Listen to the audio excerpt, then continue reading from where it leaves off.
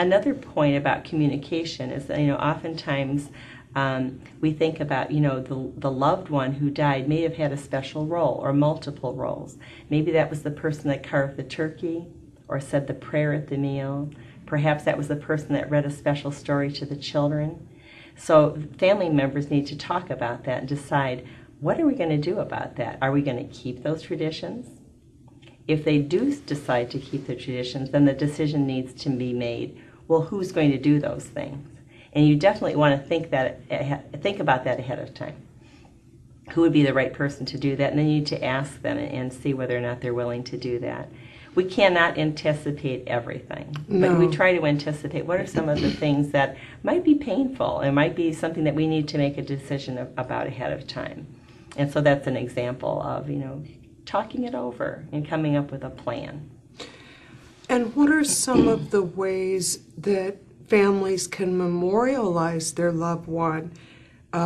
It's easier to talk about the person, I would think, than to pretend that this didn't happen. Exactly. It's the elephant in the room. Exactly. So if they talk about it, what are some ways that they can remember their loved one in a special way? That's such a good point, Kathy, because I think what I find when I'm talking with people is that when we begin to talk about how will you remember that person, it's a very encouraging thing for them. And there are many ways we can do that. I would first say, again, keep it simple. I've had family members decide that they'd like to make a memory quilt and maybe even incorporate pictures, which is a wonderful way to remember a loved one. However, this Christmas or this holiday season might be too soon. So that might be a good idea, but be realistic about how big the project is. There are many simple things that can be done. Oftentimes, lighting a candle is a wonderful way to remember a loved one. The symbolism of the light of that person's life, it can just be on a table. It could be a time where people gather around and maybe share memories of that loved one around the table, around the candle. People oftentimes will set a place at the table and just leave that place where the person might have sat. I've had families say that they put a photograph out and maybe some flowers near that person's picture. As a grieving person, we need to let other people know what we need. And a lot of times people may avoid the subject, as you said earlier. Everybody's thinking about that person. We may need to say, it's okay to talk about them.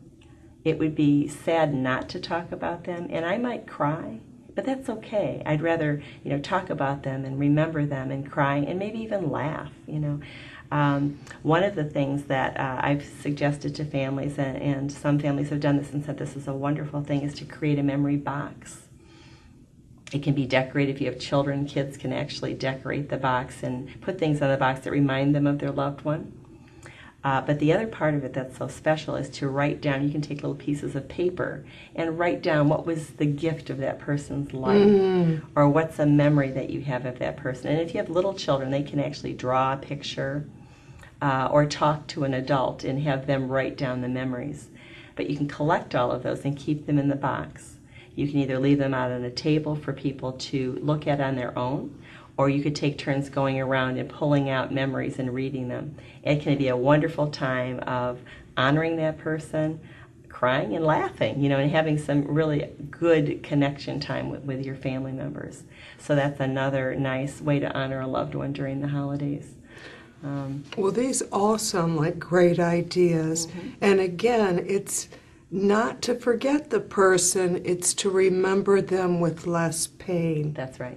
Right. So it sounds as though planning, communicating, maybe changing some traditions, and finding a way to memorialize that person are some of the steps you talk about in helping people cope throughout the holidays. One other idea I wanted to be sure to mention to you.